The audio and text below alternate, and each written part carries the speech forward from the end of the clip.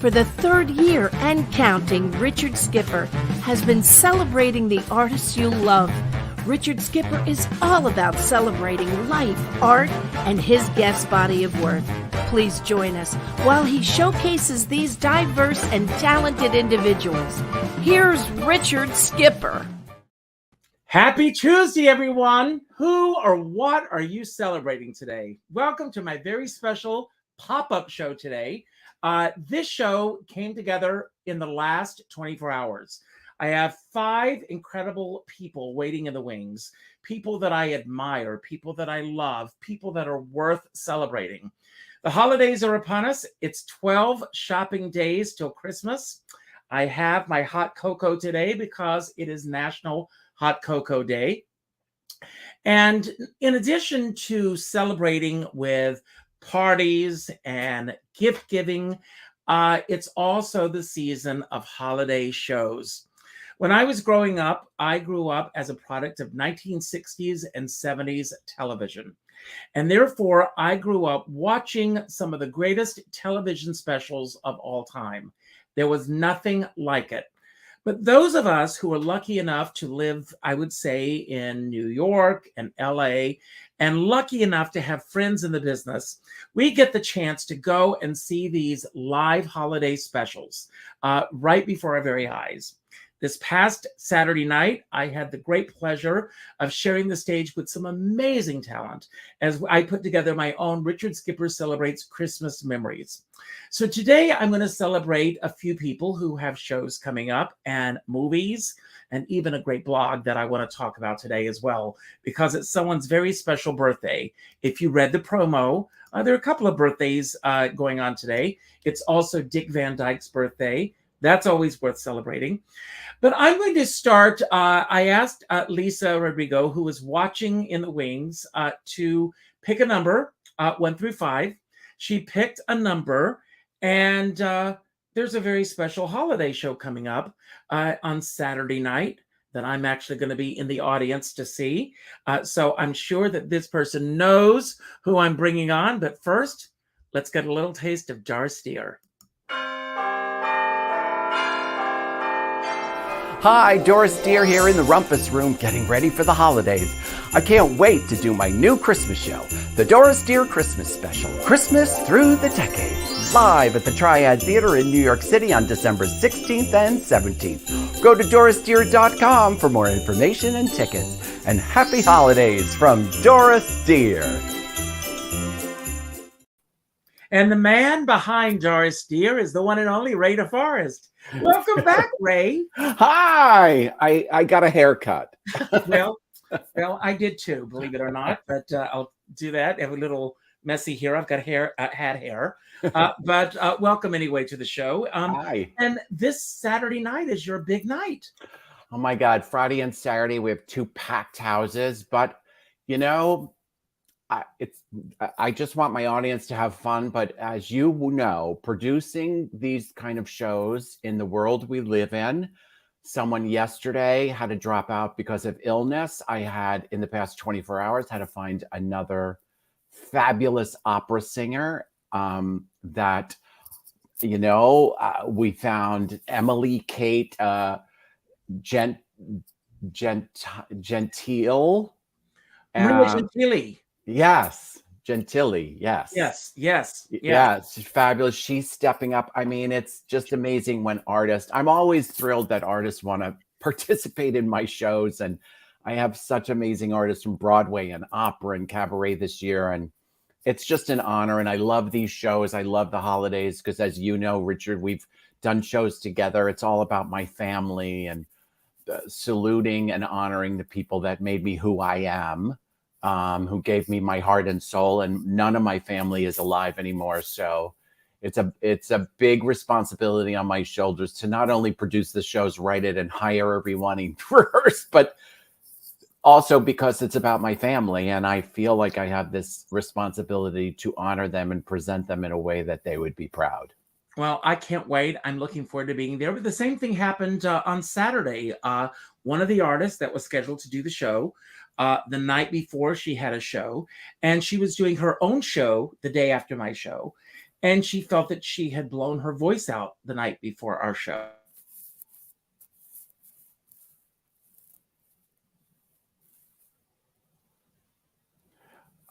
Richard, you're frozen on my end and I'm not hearing you. So there's no business like show business, like no business I know. We're celebrating an old-fashioned Christmas. I guess I'll keep going until I see Richard come back alive. How I love that old-fashioned Christmas. Memories that last through the years. We're doing an old-fashioned Christmas with Doris Dear Christmas. We're saluting Christmas through the decades, starting at the 1900s, all the way to the present. I've got 8 guests and lots of surprises. So are we still on? I don't know. So I'll just keep chatting until someone comes on and tells me to be quiet. Hi, everybody. Richard Skipper is clearing his throat and getting his technical stuff back. So you can find me on DorisDear.com. There's information and tickets. There's a couple of tickets left, but it's a really full house for 2 nights. Are you hearing me? I don't know. It doesn't matter. I'll just keep talking.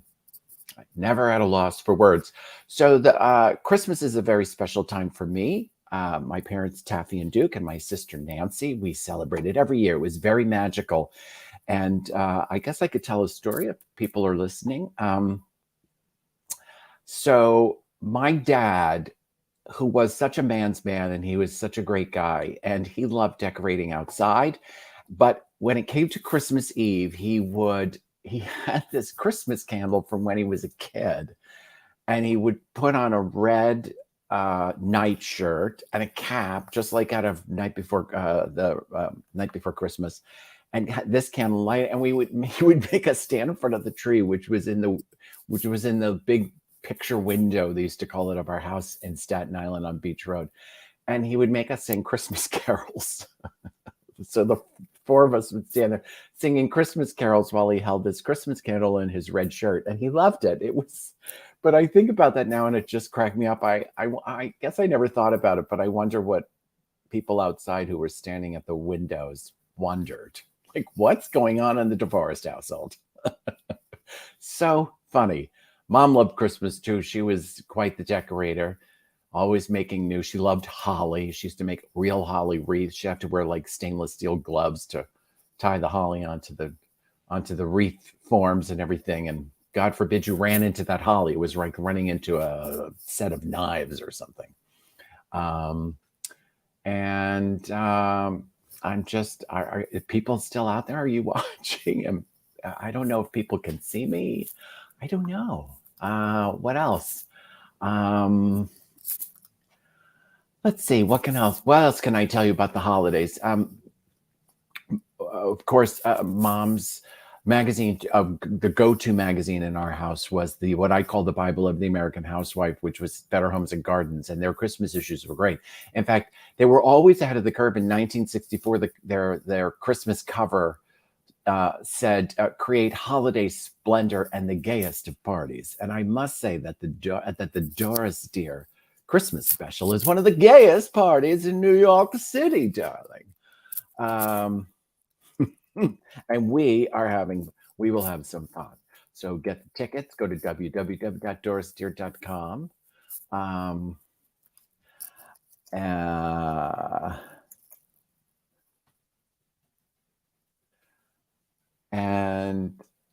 Can you, I'm just keep on talking. Okay, so I was just told I am on by myself. So what else would we like to know? Let's see. The Christmas. I live in New York City, and it is spectacular at Christmas, and it's such a marvelous, wonderful time. And we have the Rockefeller Christmas tree, which is crazy to even get near because so many tourists are here, right? It's nice to see after COVID all the tourists here. But as a New Yorker, we tend to not go to these things. But a great time to go is actually New Year's Eve. My partner and I go to the Waverly Inn on Christmas Eve and celebrate a beautiful Christmas dinner. I love the Waverly Inn. It's a wonderful restaurant here in New York City that was started by, I believe, the editor-in-chief of Vanity Fair owns the restaurant. I think he still owns it. And we always celebrate their Christmas Eve. And then sometimes we go up to the Christmas tree at Rockefeller Center afterward, because that night there's very few people there, and it's a great time to take beautiful pictures and walk by the wonderful windows at Saks and Bergdorf and Tiffany and New York City is such a magical, wonderful place at Christmas. And if you've never been here, I urge you to try it at least once. And no, the crime rate isn't ridiculous here. It's actually lower than it's been in 21 years. But the press makes it seem like it's terrible. It's very safe, and it's a very wonderful place. And if you've never been to the Radio City Music Hall, which was started in the 1930s, their first Christmas spectacular, it is spectacular. I have several friends in it, both musicians and dancers and singers, and it is a wonderful, wonderful show with some costumes by the great Greg Barnes, who designed, I know for sure he designed the reindeer costumes that the Rockettes wear in one of their big numbers. And of course you get the living nativity, and you get the dueling organs and the orchestra that comes out of the ceiling and then moves and then goes down below. It's so spectacular. It's so wonderful. And they now have drones that go out in the audience that have to be seen to be believed. It's really spectacular stuff. So that's one of the great things to do. But then at every corner, we have a lot of pop-ups this year.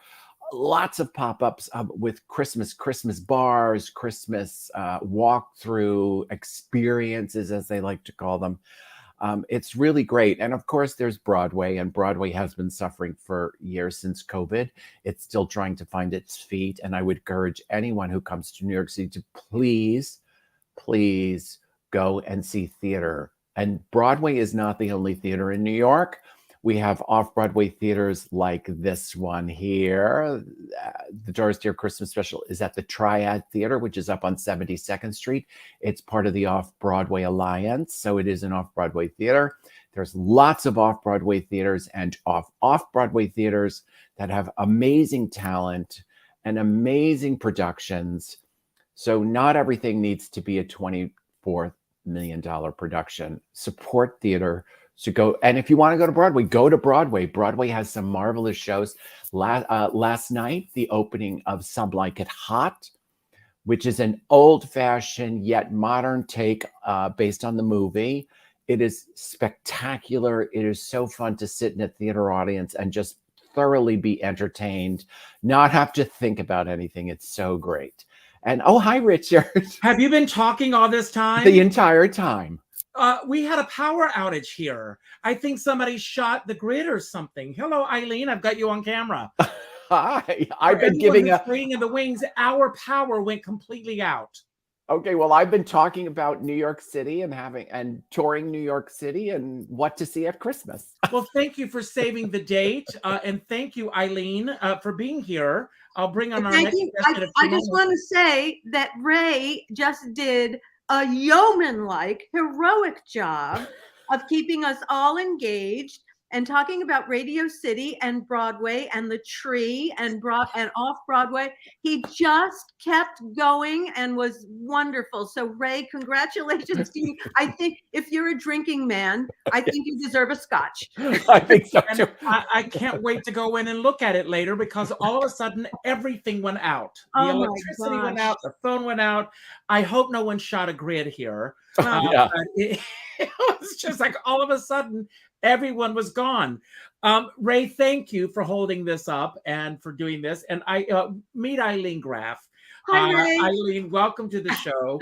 I know, Eileen, that you have a Christmas show coming up yourself on the 28th. Yes. At 54 Below. Yes. I had tickets to see your show last year, and then a little thing called COVID took over, and the show didn't happen. Yeah. But you're coming back. Yeah, we're coming back. We're excited. Last year we did our rehearsal. We did our tech. We did our band. we were getting ready to go do the show, and they said someone on staff had come down with COVID, and that was before we had a lot of plan Bs and plan Cs. So we didn't get to do the show, but this year we are doing it, and we're very excited to be back in New York to do the show. It's a lot of fun, and I hope everybody comes. That happened to us last year. I had 3 nights almost sold out at the Triad of this year's show. We were supposed to do it 2 days before. I got my husband and I both severe COVID, and we had to cancel 2 days before. It was heartbreaking. Oh man! And Well, financially, ouch. I'm so happy you get to do it this year. I know how much work goes into it, not only putting on a show, creating the show, but getting the word out about a show. Yeah. And I'm thrilled for you that you're going to be able to do your show. That's very exciting. Yeah.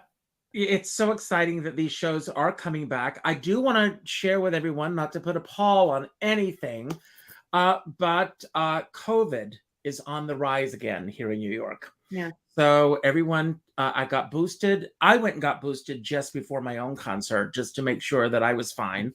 And I hope that everybody will do the same thing before you go to see a show or anything, that you'll make sure that you are up to date on your vaccines and everything, because we don't want this to get any worse than it already is.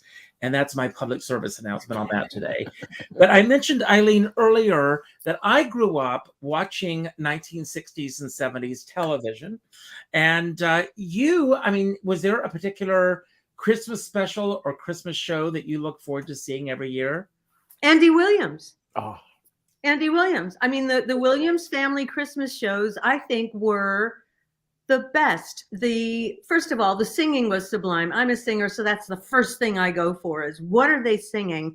When he would bring the family on, and we became very close friends with Dick Williams, who was the late Dick Williams, who was one of Andy's brothers and sang, with the 4 brothers. And the singing, the harmonies were so glorious. And there was always something fun to watch, whether it was the Osmond brothers skating or Andy standing in front of one of those amazing stained glass windows and singing the heartfelt spiritual song of the season. And the wardrobe was always so great, clean and sharp and casual all at the same time. So I was a big Andy Williams Christmas show fan. Great shows. Yeah. And some of those shows, Julie Budd is a dear friend of mine, and she appeared on one of the Christmas specials, and they filmed it in July. So there was a studio in Brooklyn where a lot of these Christmas specials were filmed. So she talked about, everyone was there, and there were these big coats and everything in July, pretending like it's December and everything. Yeah. But it's. Oh no. Oh no. Oh no. Oh no! Oh, you're back. Oh no, you're back. You froze for a minute.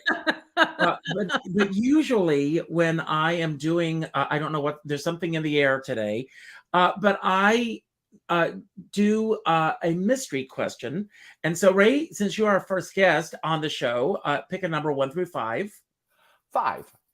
And your question is, if you could meet any historical figure, who would you choose and why? I'm going to rephrase that. If you could have any historical figure from the world of show business appear as a guest on the Doris Dear special, who would that person be and why?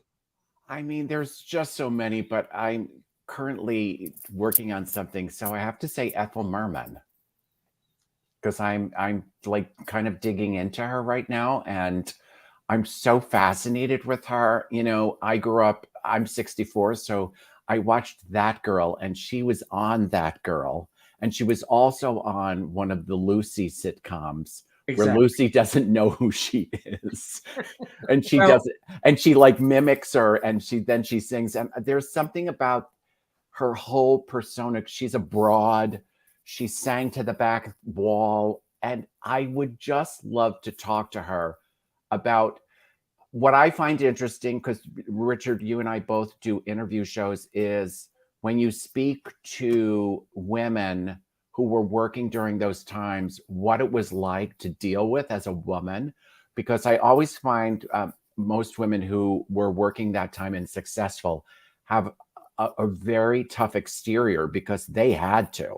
I mean, I work on the sexual harassment committee for SAG-AFTRA, so I know the stories. But I mean, I'm always fascinated how much they were up against and became successful, and then had to continually fight for that success. I'm fascinated by that. Well, I'm going to share an Ethel Merman Christmas story with both you and Ilene and everyone else waiting in the wings, and I'll try to make this as quick as possible. I had the good fortune of interviewing Georgia Engel a few years ago on my Hello Dolly project. Georgia Engel was Minnie Fay to her Dolly, and her family, Georgia's family, her father was in the military, so they lived on Governor's Island, and her mother said, "Why don't you invite Miss Merman for Christmas?" And she says, "Mom, she's a big star. She's not going to want to go to Governor's Island for Christmas or anything." She says, "Well, if you don't ask her, you're never going to know." So one day as she walks into the theater, she passes Ethel Merman's dressing room. The door is open, and Ethel Merman says, "Come on, kid, let's talk." And then she said she got the nerve to say, "My mom would like you to come for Christmas dinner." And she said, "I would love to be there because no one ever invites me for Christmas night because they think I'm Jewish." Because her original last name was Zimmerman. Right. So she said, "I would love to be there."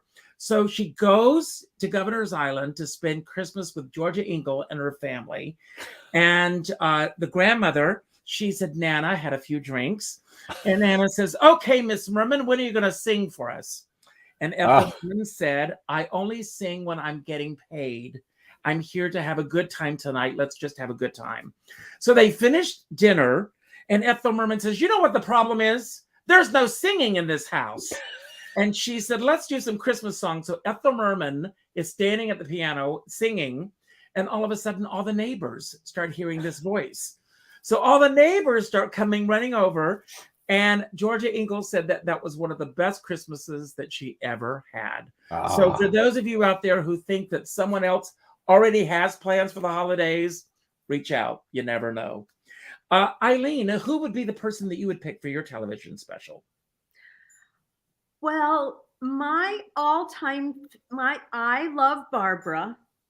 What can I say? I'm even older than you guys, so I went to the original Funny Girl on Broadway, and my parents said when I came out, I looked like I was in shock because we knew who she was. My dad was a studio singer, and he had worked with her on the Pins and Needles album. I don't know if you know the Barbara people know about the Pins and Needles album, and he was one of the backup singers on that. And he came home, he said, "I just worked with a girl. Oh my God." So she's been I mean, I've never met her, but she's been in my life. And I would love the opportunity to have an up close personal moment where I could see what the hell it is that she does that's so magical that to this day, 60 years later, I'm still enthralled. So I would like to have Barbara on my special. Okay, Barbara, if you're watching, you heard it right here. So Ilene, pick a number 1 through 4. 3. And the number is, what parts of yourself are you too afraid to express and share? And that's a very interesting question for someone who is very much in the spotlight. I think a lot of performers are basically very shy and yet still good with people, if that makes any sense. I'm very private, and I don't tell many people what's really going on inside of me. Number one, I don't think they're interested. And number two, I don't want to burden anybody. Everybody's got enough of their own stuff going on that they don't need to hear my mishigas.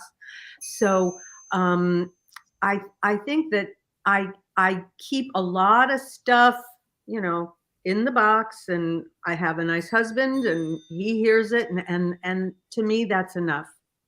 Well, good for you. And bring on our next guest. Door number 1, door number 2, or door number 3? Me? Yes. Number 1. And that is someone that I am meeting today for the first time. She has a new television movie that's streaming on various platforms called My Perfect Wedding. I love the little subtitle. One of these guys is her forever, but which one? We're going to find out right now. Maybe we will, maybe we won't. Erica Hubbard is here. Hi. Thanks for being so patient. So, No first of problem. all, congratulations. Thank you. Thank you so much. Hi, everyone. Hi. I am so glad that you're here, and thanks for your patience. I don't know what happened with our power going out. That happens sometimes, but it happened today. You've got so many projects going on right now, Erica, and I know that you told us before we went that this particular special was filmed in New Orleans. Yes. So when you are on location shooting something like this, I know that you also mentioned that you're a huge seafood fan, and New Orleans, from what I understand, is the place to be for that. Yes. When you're working on a project like this, how long were you there, first of all, and do you really get a chance to enjoy what that town or that location has to offer for you? Oh my gosh. First of all, I love New Orleans. My family is from New Orleans, part of my family. So I felt like I was at home. When I landed, I was like, yes. And I got to enjoy it. We really did, because we were working with a great production.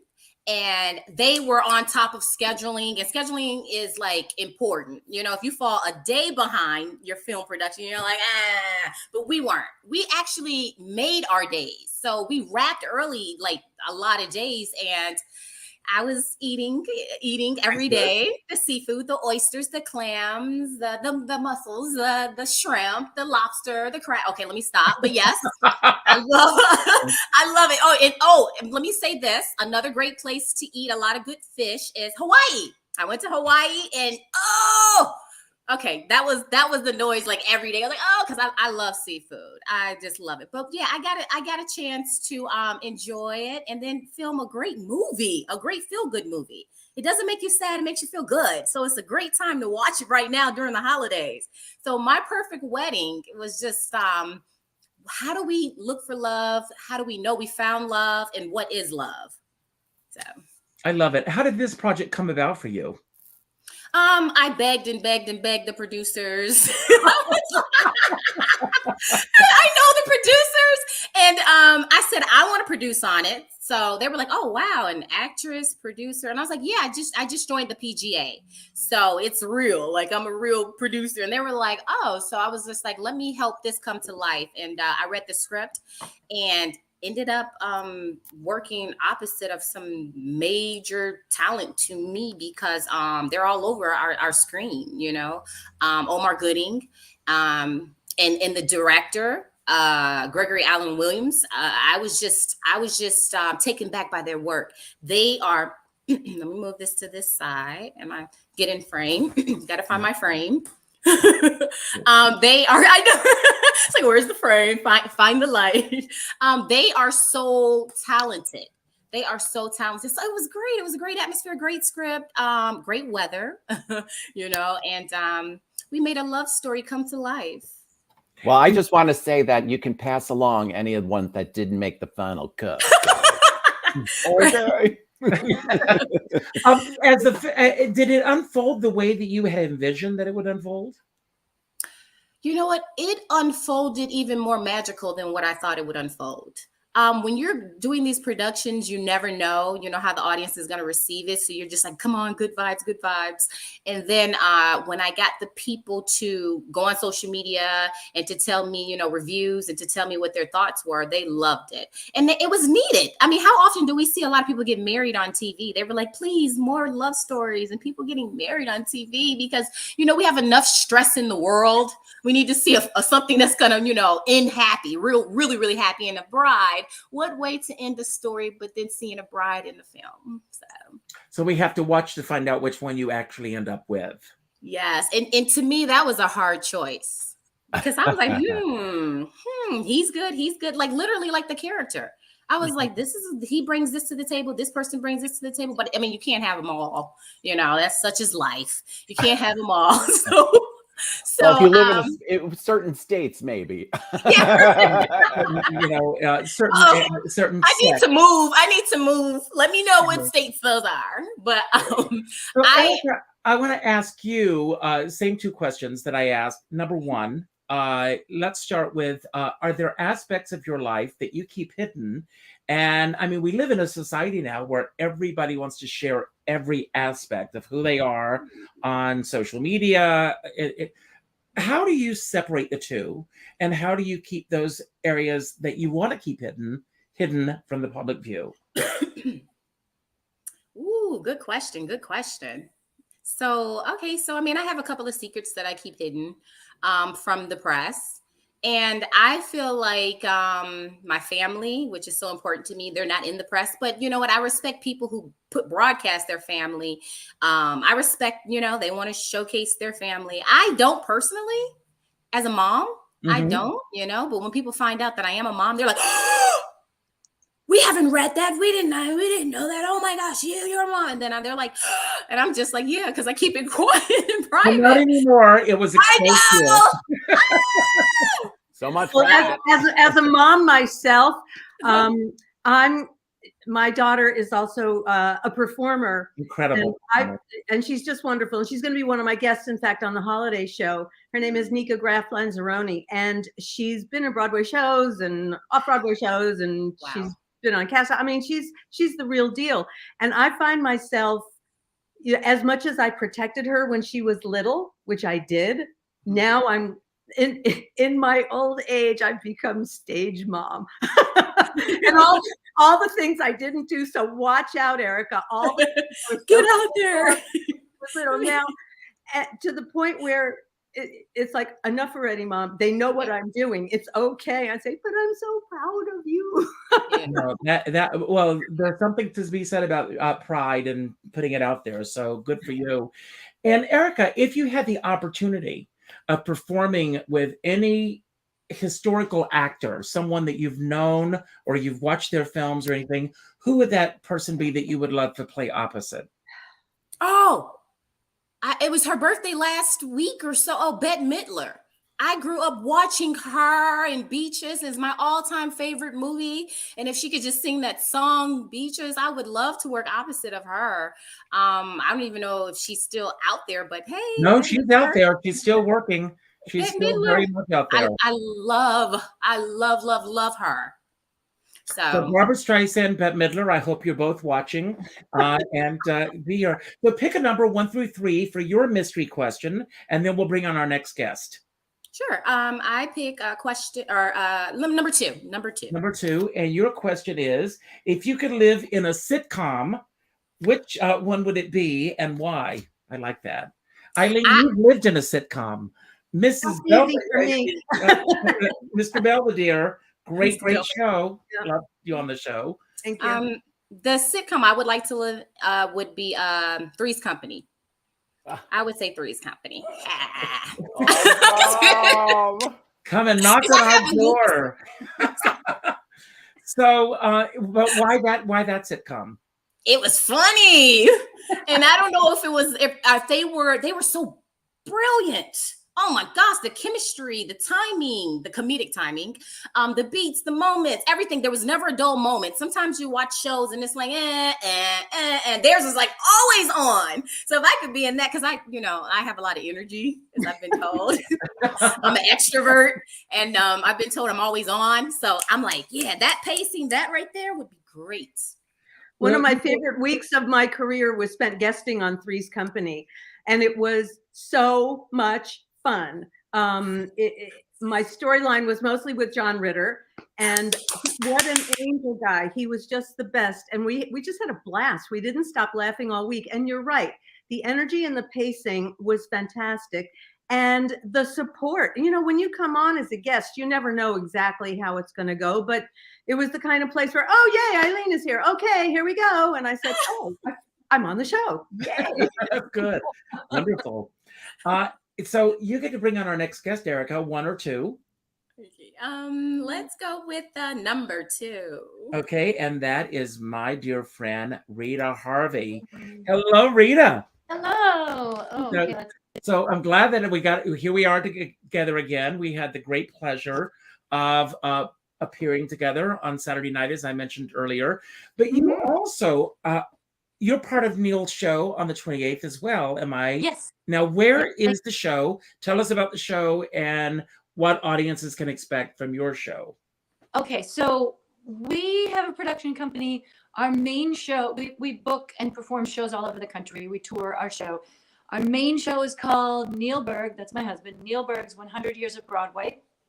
We do it at performing arts centers all over the country.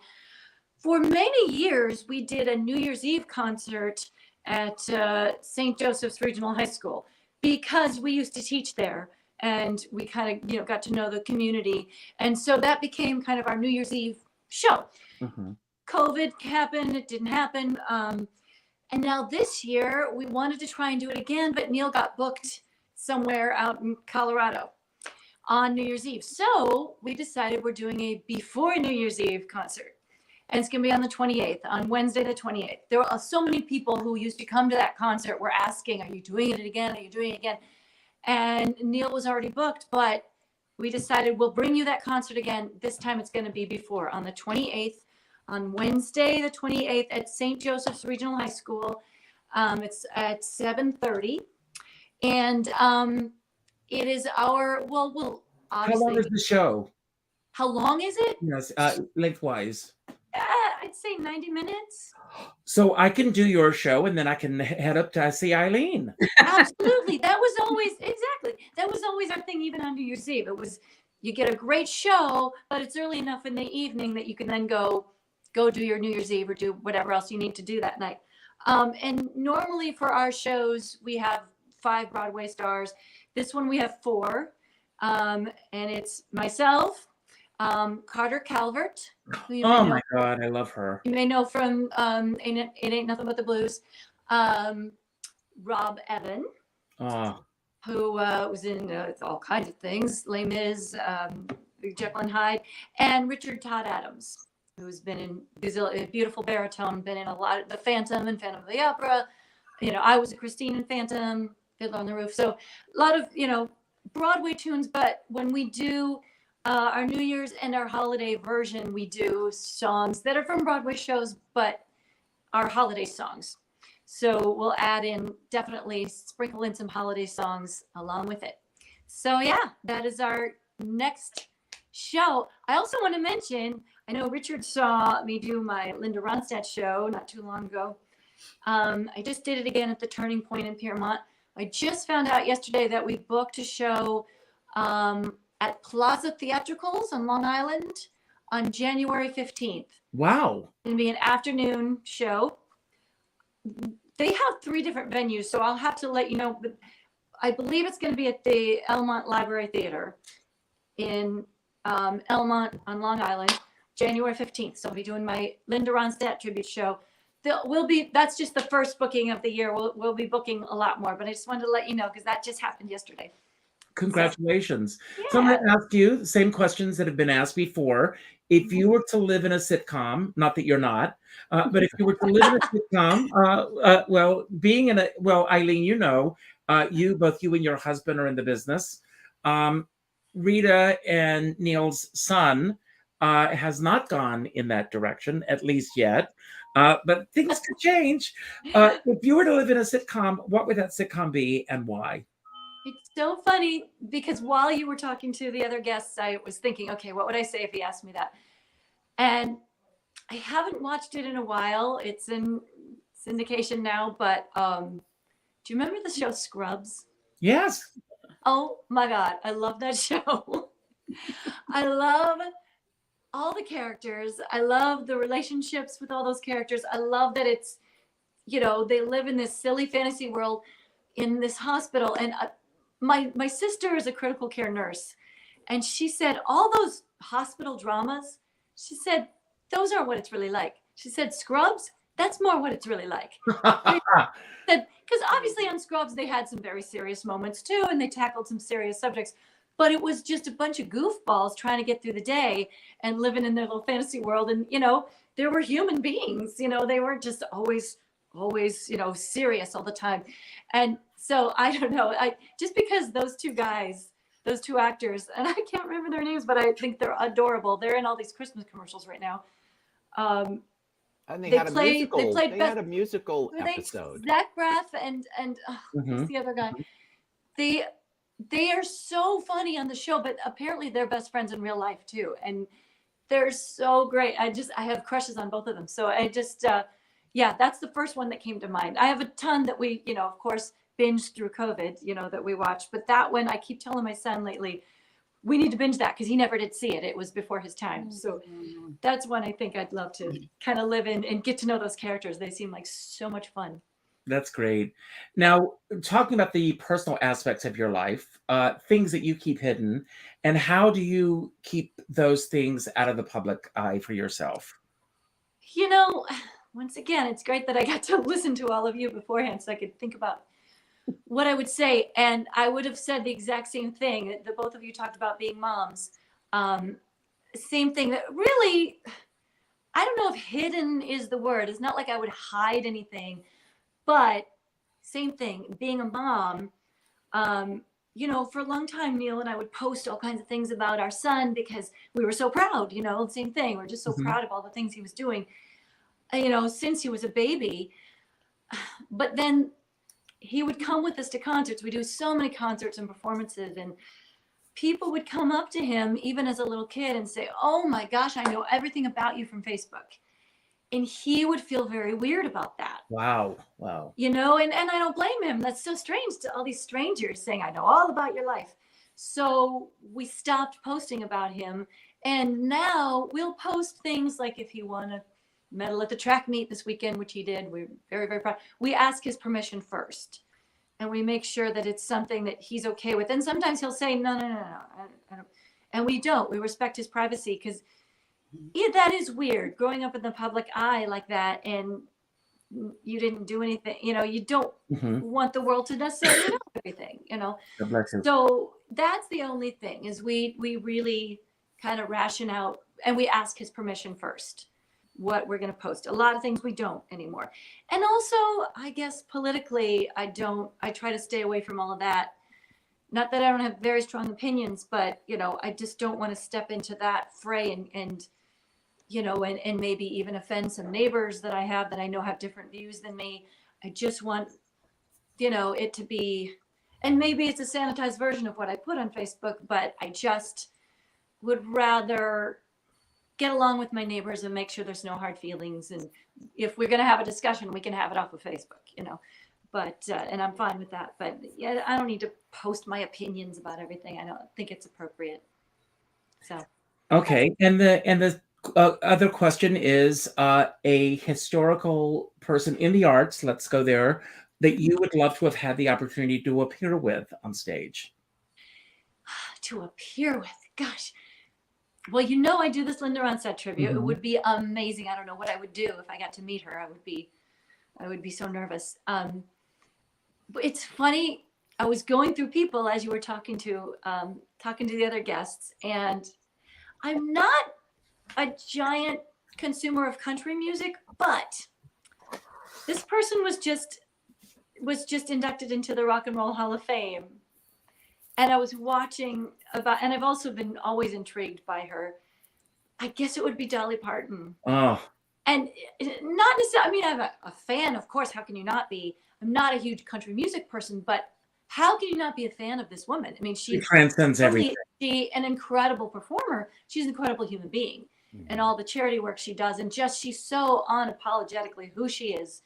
And in a loving, happy way. And is just a kind, unapologetic person. She just exudes love and kindness. And I did a few readings of her musical 9 to 5.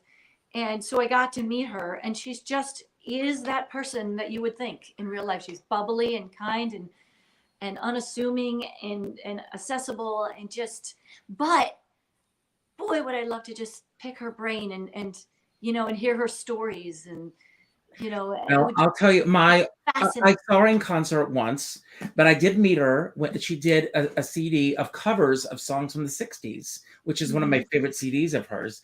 And she was doing a book signing or a CD signing, and I went and I asked her to sign it to Richard and Danny. Danny's my husband. And she said, "Well, where is he?" And I says, "He's working so that I can be here." And she said, "Well, let's call him." Can I tell? I have a story about Yeah, the same. But please. continue if there's more. No, go ahead. When I auditioned for those 9 to 5, readings, and during my audition, there's a room full of people, and she's sitting there, and I sang a song of my husband's that he wrote called Fairy Tale, and halfway through the song, she stopped me, and I was like, oh my God, what did I do wrong? And she said, where did you get that song? I love that song. I've never heard it before. And I know the music directors at the time. He turned to her and said, well, her husband wrote it because he's a friend of mine. And she said, oh my God, can I have that song? I mean, I can't sing it like you, but I can sing it like me. Could I have that song? And I said, well, I mean, I guess. And she said, your husband wrote it. Can we call him right now? So we stopped my audition, called my husband, and he said, well, yeah, sure. No, you can't have it. He literally went to the office with her assistant, copied the song, and like faxed it to them, to her company. She never, as far as we know, she hasn't used it yet, but she loved the song. I mean, the audition I never quite got the rim back, but that was, it was really interesting. She was on Jimmy Fallon's last week, and she actually wrote a song, or she said that she's recorded a song that is going to be released 45 years after she passes away. Right. Wow. And maybe it's that song. So, oh my God. Well, I hope we know. I hope she lets us know. But I wanna mention there's also somebody today who I would have loved to have met personally. I didn't, but today is his birthday, and that's Christopher Plummer. And I mentioned this because one of my favorite writers on the planet is Ron Fassler. And Ron writes, I'm going to bring this up first so that everyone can grab this. He wrote an incredible blog on Christopher Plummer that showed up this morning in my mailbox. And I said, Ron, would you like to come on the show today? And he said, yes. And he's right here. Ron, thank you for being here. First of all, what is it? Everyone is a bullseye with you. Every blog. Well, I started this blog to promote the book I wrote, which is my memoir called Up in the Cheap Seats, which is about my life as a teenager going to the theater. So in the late 60s and 70s, I had a paper route. I earned $10 a week. And with that $10, I could take the train into Manhattan from Long Island. I could take a subway. I could buy my copy of Variety, have my lunch, and see a Broadway show. That was for $10. So, it doesn't exist anymore. And I've told stories about it for years, and people said, that's a book. So I put the book together, and to promote the book, I thought, well, let me start writing all the stories I couldn't fit in the book, and maybe just go through the calendar and see whose birthday it is today, and just start writing. And I called the column Theater Yesterday and Today, and I have now been writing it for almost 6 years, and I've written over 600 columns. And I've written so many that sometimes I'll get in my feed like, oh, it's Cary Grant's birthday. I think I'll write a piece on Cary Grant. And then I realize I've already written one about Cary Grant. I mean, I can't even remember. So I do have a master list so I can double check. And in fact, this piece on Plummer is a rewrite of one I had done. But I know it's so easy for me to put into words how I feel about actors of the caliber of Christopher Plummer. I mean, he just exemplified a kind of actor that I don't want to say doesn't exist anymore, because frankly, they are training them. Not really in this country, but he is a man who mastered every single thing that he took on. And even if it was a musical like Sound of Music, which he dismissed for many years as beneath him, he did come to finally appreciate it.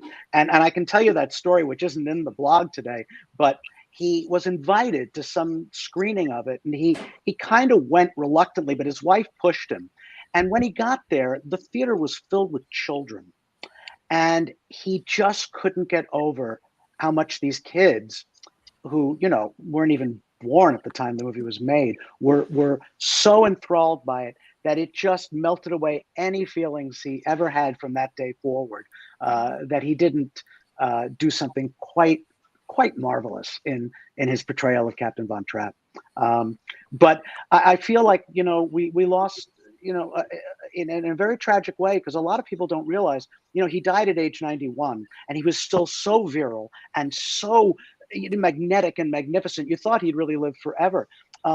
He died from a fall. He fell and hit his head, and 2 weeks later he died. He was actually signed to do King Lear as a movie directed by Des McAnuff. He was still very much working. So we really lost, a vital nonagenarian. And that's a rarity right unto itself. With everyone that you've written about, have you had the pleasure of breaking bread or having dinner, speaking of, these celebrities that we've all talked about, an encounter with any of the people that you've written about? That's a good question. I mean, what sort of happens is if I meet somebody, I might then approach them later and go, hey, could we do an interview? Because I'd like to write a piece on you.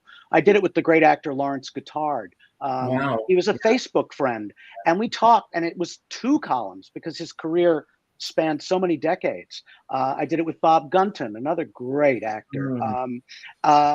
But sometimes I'll surprise somebody. Like, I've known Nathan Lane for 40 years, and I realized it was the anniversary. It was the 40th anniversary of his Broadway debut. Even Nathan didn't know that. And I wrote this piece and I sent it to him, and he was just knocked out. He was like, Ron, my God. Because I really wrote about how he burst onto the scene. It was a production of Noel Coward's Present Laughter that George C. Scott starred in and directed. And it brought up a lot of memories of him about George Scott and who was so good to him. And Nathan's just had one of those extraordinary careers in the theater. And, they broke the mold when Nathan Lane came along, and so I'm just so grateful. He's coming back to Broadway. He's going to be, I think, starting in February, brand new play. A new play. Yes. That's great. Out of everyone that you've written about, I've asked everyone else about that person. Let's say that you would have the opportunity to sit down, have a nice drink or dinner with someone. Who would that celebrity be for you? Well, of course, I've had almost an hour to think about it, but I only need about 3. I only have about 3 seconds to think about it. It's Robert Preston, because Robert Preston was my entire inspiration to go into show business, because I saw The Music Man, the movie version. I'm too young to have seen the play. The play was actually premiered the year I was born. It's a 65-year-old musical, and that's how old I am. And I saw that movie, and that was it. I wanted to be Robert Preston. It's really funny, Frank Rich wrote a great autobiography about his life and what made him go and become a writer. And he talks about the influence of The Music Man, only he identified with Winthrop. He identified with the shy child, and I identified with the guy who wanted to be the center of attention. But I actually had a dream once, a very vivid dream, where Robert Preston and I went out to dinner. It was just the 2 of us having dinner. And it was so real when I woke up. I had to really go, did that happen? It was so vivid. And I think I just always dreamed that he and I would connect somehow. But we did in another way. And for that, you're just going to have to read my book, because it's the first chapter. So. It's a great book, everyone. Richard knows the story. And it makes a great holiday stocking stuffer. Oh, yeah, why not? Oh, also, I do want to get in on 2 things that were mentioned. One is the Andy Williams Christmas special that Eileen brought up. I loved the Andy Williams Christmas special so much when I was a kid that throughout the year, if my brothers and sisters were mean to me, I used to say to them, if you're not nice, you're not going to be on my Christmas special. Which was especially funny because we were Jewish. But truly, I always believed that I would grow up to have an Andy Williams Christmas special. Well, Ron, one year you'll have to be a guest on my Christmas show. That would be great. We can live our Andy Williams special fantasy together. I've got the perfect sweater. I'm ready. And also, that's the other thing. Those sweaters were so incredible. But Eileen, you also mentioned Dick Williams, who I had the pleasure of working with too. And Dick Williams was Andy's brother, and he was a like one of the most in-demand background singers there was. Yep. And this is the story I'm going to tell you, and I just want to watch all of you laugh. We were standing at the urinal together, and piped into the bathroom was Ray Charles's Georgia on My Mind, and Dick went, "Oh, I'm on that." That's me. Oh my God! That's fantastic. That's great. Wow. That's great. Yeah. And I want to ask you, if you could live in a sitcom, what would that sitcom be, and why? Yeah, it's funny. My first thought was the Jetsons. And then I thought about it more, and I thought, no, Ronnie, you love the past. You're mired in the past. And I thought I would want to be on the George Burns and Gracie Allen show, because first of all, they played themselves or versions of themselves as the public knew them. And George used to talk into a camera. He had a television set that he was on, and I just thought, if I could have been George Burns and Gracie Allen's neighbor and just come in and out of that show. Plus, that would have meant I was a grown up in the 50s, which would have really fulfilled me, because that was the era of the greatest Broadway musicals. And to have gone to the theater, when the top ticket price was $6 or $7, and see Guys and Dolls or Gypsy. I mean, I guess I was born too late for that. I'm grateful I got to see the shows I saw as a kid, because as I mentioned in my book, what if you're a kid today and you've got that passion and you want to see every show that comes to Broadway in a season? You've got to be have very rich parents. And also they don't give little boys paper routes either. How do you earn the money? No, I mean, I just had a perfect situation, and grateful that my parents allowed me to do it. Although, frankly, they really couldn't have stopped me. Wow. Thank God they didn't. No, they were very supportive. Yeah. So, Rita, I'm going to go back to you for a second, because you get to pull a question, one or two, and then Ron will get the other question. Okay, about 2. And your question is, what do you need to know to make the decision that you've been putting off? Oh God, what have I been putting off? Oh wow, this is very general. Ooh. I mean, wow, been putting off. Wow. See, then that starts to get personal. What I've been putting off. I don't know, business decisions. Okay, this will be a little self-promotion. I have our CD we did last year with Peter, or the year before, Simple Prayers. We recorded another one, and we have a label interested, and but we have to find out a whole lot more about if we're gonna go with them. It's a lot to weigh. If we're gonna go with them, what are they gonna actually do for us? Do we need to tour? Do we need to, what are they gonna actually? It's there's a lot to, or should we just self-promote and self-publish this this new CD on our own? That's kind of a business thing that we're still trying to make a decision about. We're not sure what we're gonna do with it, but kind of exciting that they're interested. But a lot of moving parts involved. So how's that? That's good.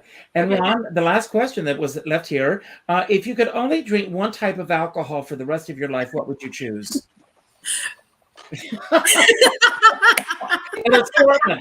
I'm going to tell you something very funny about this. I'm going to tell you something funny about this bar.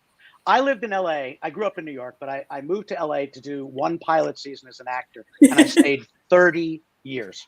And I raised a family. And in that time, my ex-wife and I never drank. I mean, we drank when we went out with people, but because we didn't have 9-to-5 jobs, there was no cocktail hour. There was no, I need a drink to unwind from my day. Freelance actors and writers, we were always home, and we just never drank like that.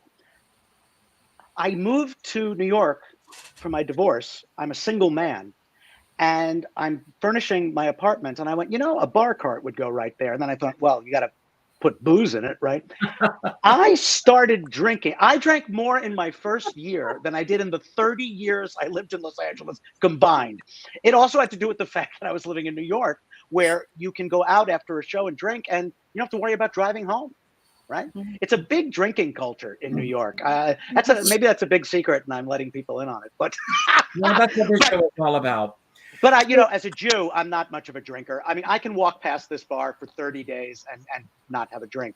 But my cocktail at the moment really is an old fashioned that I keep trying to find new ways and new recipes to, crush those cherries and put that orange wedge in there and what kind of syrup. And it's a fun mixology, to get into. And I do like the brown stuff. I do like Manhattans and all of that. It's nice, especially this time of year. It's getting a little cold, warms the tummy. It's all good. It's good. It's good. So as we begin to wind down, I've got some questions that I'm going to ask each of you, and then each of us are going to get a chance to have our final word today, and I'll talk about that in a moment. But Ray, I'll start with you. What are you working on currently that you are excited about for the next year? So obviously my Christmas show is this Friday and Saturday, so I'm all consumed by that. Praying that no one else gets sick. We are filming season 4 of my series that streams on Broadway on demand. We have a very exciting guest.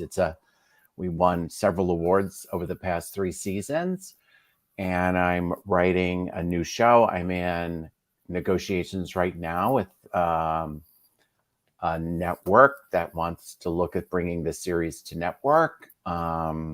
And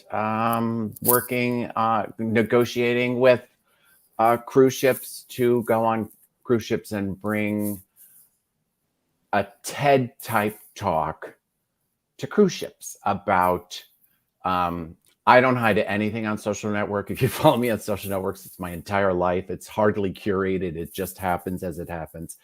I'm all about authenticity and being the honest and true self who you are to find happiness. So I'm in a lot of talks. So I'm hoping the next year works out like I hope. And, when you're in the business, as long as we all have been, you just keep throwing mud at the wall and keep your fingers crossed. Great. Fingers are crossed for you. Eileen, what do you desire your life to look like 1 year from now? I just want to be able to go out and not be nervous every time I leave my house. That's what I want my life to look like. I mean, since my holiday show is December 28th and we have to travel from LA to New York, I've just decided to be a hermit until then. And I'm kind of tired of having to take extreme precautions in order to stay healthy, because it's not only COVID, it's the flu and it's RSV. And I know lots of people who have all of them. Yes. Yes. So 1 year from now, I hope I can just go out and not have to think about protecting myself, protecting my family. I just want it. I want it like the old days. That's, work is work. It comes, it goes, it's there. It's not, big deal. But as a senior citizen, the days are very, very precious, and I don't want to do anything that's going to shorten that or make it less enjoyable. So I just want to feel normal again. Yeah, well, that's my wish for everybody. So thank you for bringing that up. Erica, what does living richly in this profession mean to you? Living richly in this profession means to me, everybody likes you, everybody calls you, and everybody wants to work with you. Yay! That's it. Erica, I can't imagine that not happening in your career. Yay! Yeah, I know. I feel fortunate. I have some people that sent me a script yesterday, said we want to work with you in 2023. 2 people, actually. One with a deal, one with a script they just wrote. I'm leaving for Georgia this weekend to do a film. So I'm just happy. I think gratitude attracts things to you. So I'm always living in a state of gratitude. And then, I wrote my own holiday story called Holiday Mistletoe. So hopefully you guys enjoy that in 2023 and everybody gets some good, cheery, feeling Christmassy, a feel-good movie, and see my movie Holiday Mistletoe. I love that. That's great. Rita, what are you doing about, the next show that's coming up for you? What is your preparation for this? Or, I know that this is a holiday show that Are there any new songs that you're doing in the show, or is there a lot of preparation that's going into the work that you need to do leading up to that show? To the one on the 28th? Yes. Okay, this sounds terrible, but we've been doing this for so long that there's not a ton of. We will, make sure we stay healthy and not had any, COVID or any kind of. Got my booster 2 weeks ago. Got shots, all of us. Got it. So we're all good. But we do so many of these concerts. There might be one or two new songs to us and we try to change it up so the audience, there's some new songs for the audience, but our audiences want to hear some of the same songs. They're waiting to hear the stuff from Phantom and the stuff from Les Mis. So, if there's something new, we will, rehearse a little bit here at the house. We'll do an involved sound check that afternoon. But mostly it's going to be just about making sure we all stay healthy and do what we do. We are so used to doing these concerts that, it's such a shame that we now have that layer on all of us that are in this business. We've been doing this so long. We know what we're doing. You know what you're doing, but I'm talking about the fact that this health scare is constantly hanging over our shoulders with every decision we make now. It is. So it's a shame. And Ron, what are your long-term goals for the next year? Well, I've been working on a novel, and it's the hardest thing I've ever tried. And the problem is I keep rewriting page one. No, every single time. It's like a ritual. No matter if I'm on page 60 or 63, I will go to page one, and I always find something to change. But I am gotta push the pedal to the metal because I think it's a really fun story, and it's highly autobiographical, but it's fun to create a fictional version of yourself. I know Bob Fosse did a great job of it when he did All That Jazz. And that's sort of what I'm doing in a sense. But it's about a particular journey of a guy a lot like me, who at 60 years old, changes everything. Changes my job from actor to writer, changes my location from Los Angeles to New York, changes my marital status, and eventually discovers that there's a man worthy of my love, and I got married in October. So that's my big news for you guys. Well, congratulations. Thank you. And it's actually not the sort of thing that I share on Facebook either. I mean, I'd rather talk about Christopher Plummer. But all my friends know, and of course it's not a secret, and everybody knows my new status. But I don't shout it from the rooftops, but I also don't, keep it quiet either. I think I found a very healthy balance and all that, but it's a pretty great story. And I do enjoy fictionalizing myself. It's fun to just use the basis and then just take off and use my imagination. So, well, when it's ready, come back on the show. And you bet. For me, the hard thing for me is the complete opposite of that. It's trying to make everyone believe that what seems like fiction is reality in my life. So, because I consider myself very fortunate to have the friends that I have, to be in the profession that I'm in. I count my blessings daily. I want to say my final remarks, and then, as I said, each of you are going to have your opportunity to do the same thing. It can be about anything that we talked about today that you want to build upon, anything that we didn't talk about that you wish we had, or just any final message you want to leave everyone with. I will pick the next person to speak after I sign off. And then you will pick the person after that, and so on until one person's left standing. The last person, don't worry about how do I get out of here. When you say goodbye, the final credits will roll. I have this incredible deck of cards called Core Values. It's something I recommend for everyone. And every morning I pull a word for the day. And the word I pulled for today is pride. And I was thinking about this leading up to today's show. Those of us who are part of the LGBTQ community, Pride is something that every year in June we have our Pride Month. But I think about this, people need to be proud of who they are, no matter what community you belong to. And I think that the unfortunate thing that's happening, especially nowadays, anti-Semitism is on the rise in this country on a level that I never thought that I would see in my lifetime. We are seeing attacks on the LGBT community, and every other organization or community that feels marginalized is being pushed aside. And then a very small few people are making the decisions that will affect these communities. So I think that we all need to find pride in ourselves. I'm proud of the friends I have. I'm proud of those that show up. I'm proud of so many things, and I acknowledge that. I end every show by telling everyone to go out and do something nice for somebody else without expecting anything in return. Sit down in silence and really meditate and think about certain people in your lives that you have not spoken to in a while.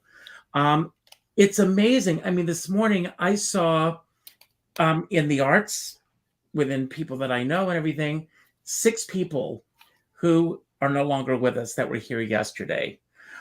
Life is short, everyone. Take a moment to reach out to these people that matter to you and let them know how they matter in your life. Not after they pass away, but while they're still here.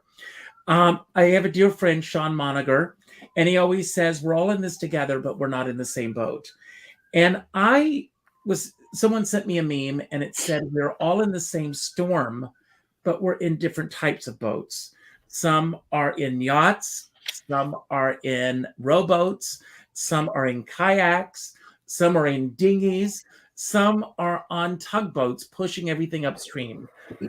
It doesn't matter what size boat you're on. Just remember, if you're going to be on any boat, make sure you do it with a skipper by your side. Aww. And on that note, I'm going to leave the screen and I'm going to turn it over to you, Rita. It's yours. Okay, well, yes, I agree. Be proud of who you are. Pride is very important in any community. I just want to say I'm grateful to have met the other 4 of you here on this panel. I didn't know any of you before, but I'm very proud to have met you.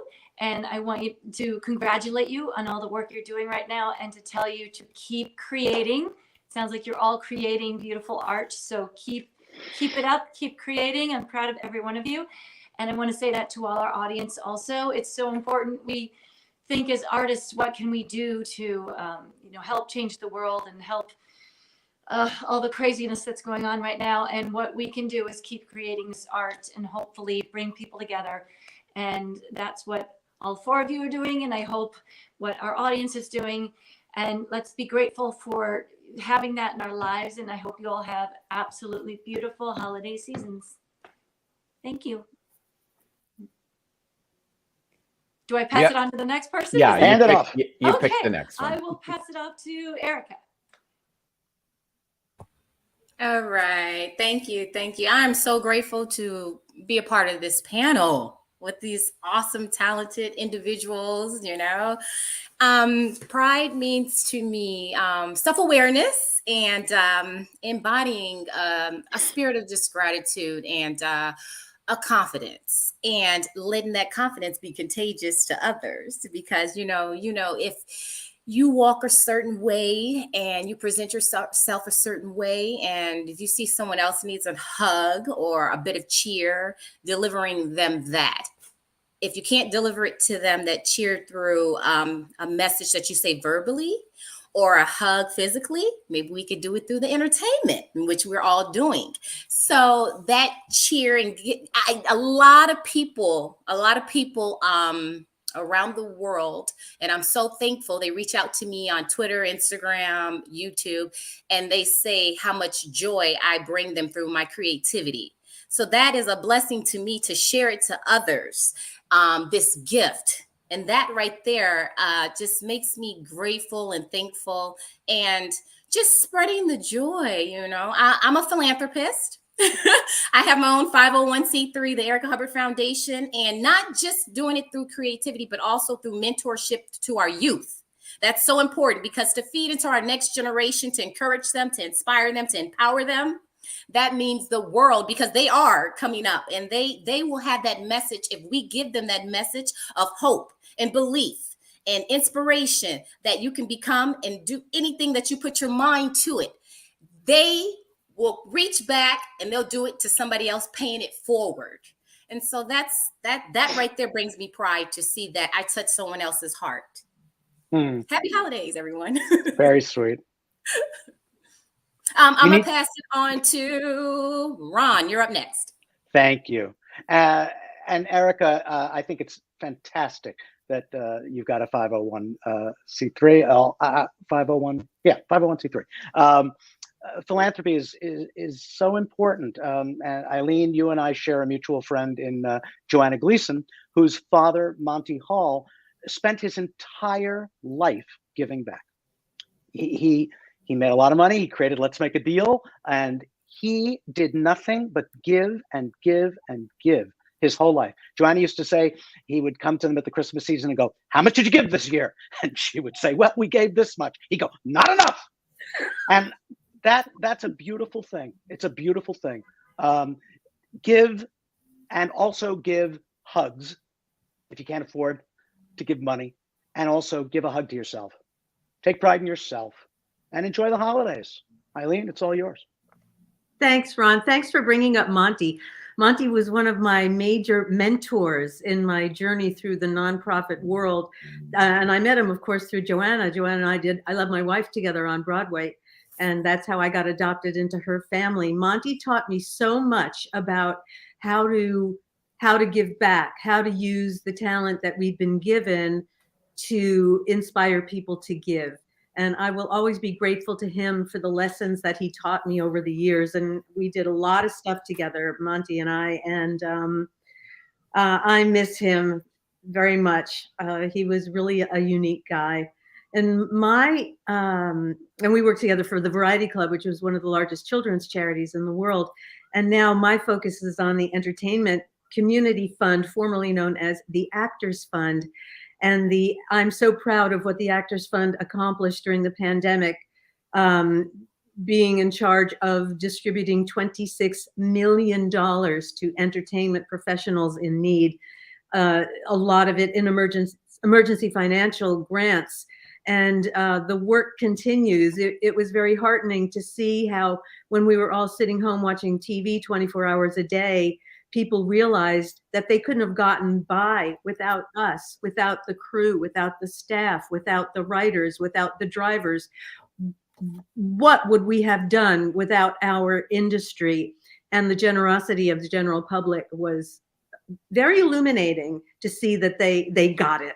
They got it, and they're continuing to donate. So I'm very grateful for that, and I'm very proud of the fund for continuing its great work.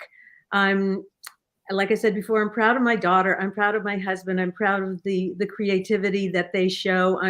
I'm so happy that we're going to get to be together during the holiday and do our holiday show at 54 Below. It makes me, yeah, it's great. We want to do shows. All right. Oh, come on, kid, let's put on a show. But to be able to share it with your family, I think is really super special. And I want to thank Richard for having this forum and for always having interesting people on who share their hearts willingly. So thank you, Richard. I'm proud of what you do. I'm proud of my students. Before I forget, my wonderful students that I teach on a weekly basis, they're putting their hearts and their voices out as well. And we're all just trying to make everybody feel a little less alone. So again, have a wonderful holiday season, and hope to see you soon. It's all yours, Ray. Once again, you started, you are the bookend to this wonderful day. Because I didn't speak enough already. Thank you, Richard, for having me on once again. You're a great supporter. Friday and Saturday, Doris Dear's the Doris Dear Christmas special at the Triad. My entire life, pretty much my entire adult life has been based on being proud and pride and to be authentically who I am. at every moment. I surround myself with amazing people, especially my partner, my husband, who supports me at every stage I am in. And there's a lot of voices up in this head. But I work hard with my union at SAG-AFTRA to protect us as actors and artists in a world that tends to want to not protect us. I'm very proud of the work I've done. I'm very proud of my union.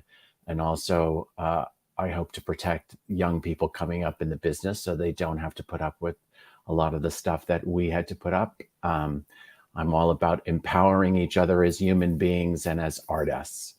So go into the holidays proud, be you, be authentic, be happy, and be full of joy. Happy holidays to all.